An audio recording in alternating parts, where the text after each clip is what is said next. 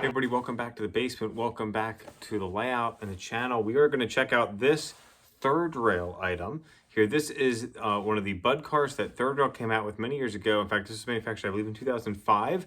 This is the RDC Budd car in Pennsylvania Reading and Seashore Line naming. And this is not mine. This is my friend Tony from The Rambles. Be sure to check out Tony's channel if you haven't already. He's got an awesome channel with some great content. And so he was visiting after York and had this with him and decided to leave it here so we could do a video to get on the channel for all of you to see. So let's go ahead, dive in, learn a little bit about the Budd cars, and we'll see how well of a runner this item is from Third Rail.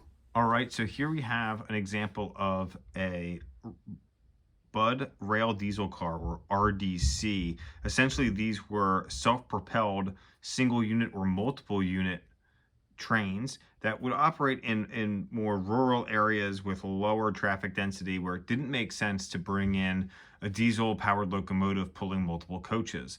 They could bring in 1, 2, or 3 Budd cars linked together and move the passenger traffic just as well and much more efficiently than a locomotive with a significant amount of coaches attached.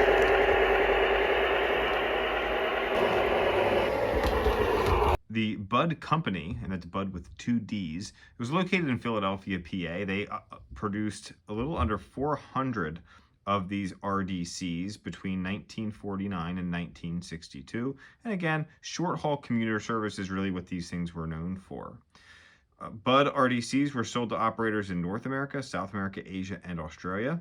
They saw a lot of use in the Northeast. So when we're looking at these as 3-rail models or models for our hobby, we're going to see a lot of Northeastern road names. But these were found in other areas as well. So this was produced by Third Rail. And again, this is my buddy Tony's from The Rambles. This is not mine. The date on the box is June of 2005. So we're going to go ahead and assume that that's when this was produced.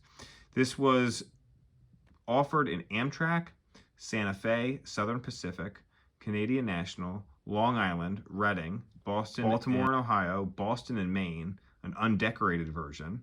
They offered it in a New York Central, the PRSL that you see here, a New Haven, and then a Chicago and Northwestern version. They also did some unpowered units as well. So if you wanted to have a powered and then an unpowered and have 2 of these linked together, you could also go ahead and do that.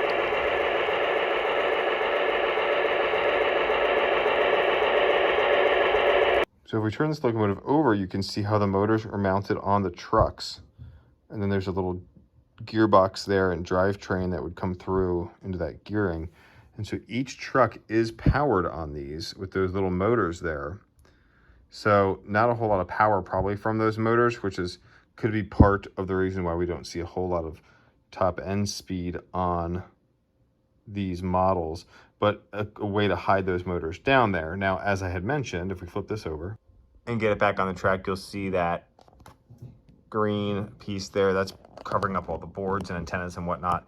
Since the motors are mounted in the trucks, the boards and all the electronics are going to be hidden behind that green wall there. So, you know, there's no figures in those seats. It'd be nice if they could have saved a little bit more room to add at least a figure or 2. It looks a little barren there, but that is one way to hide the wires and things like that. And we still have some open seating here. I would imagine that the non-powered units would not have that there, so that way you'd be able to see through and fill these things with some passenger figures, even though there isn't.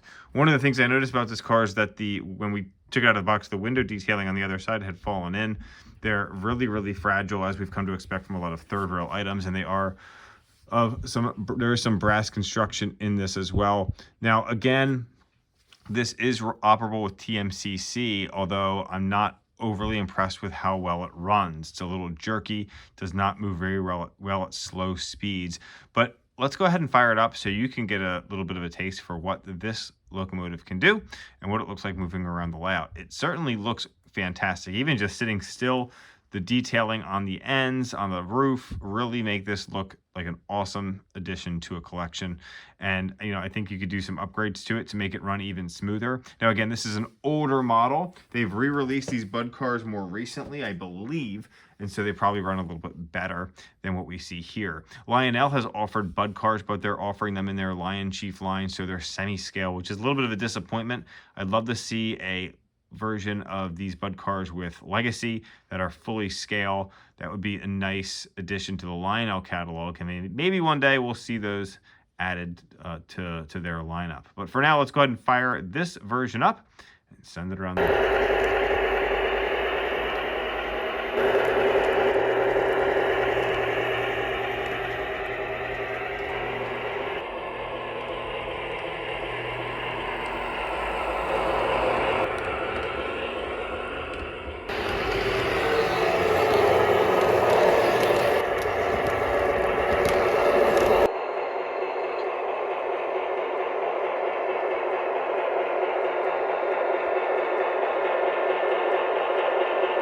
All right, so that wraps this one up. So really nice car, lots of great detailing, but doesn't run all that well. I think that there's probably a couple things that we could tune up on this thing to get it running a little bit smoother than it does right now. Perhaps there's some issues with pickup rollers. The track is clean. I cleaned this routinely before York because I knew we were gonna have a bunch of people over. So the track is definitely cleaner than it has been in the past. So that's not the issue, but possibly there's some dirt or grime already on the wheels and rollers of this, because I believe Tony picked this up and it had already been used. So maybe we can just clean some of those things up. But a beautiful, beautiful locomotive and a really unique piece to add to any collection. Let me know what your thoughts are on these. And if you have maybe one of the newer releases, like I said, I believe these were released more recently within the last few years. So perhaps those are some better runners than the one that we see here. But again, a little bit of tune-up work. I bet we could get this thing running nice and smoothly. Thanks again for tuning in, guys. Hope you enjoyed this one. Take care.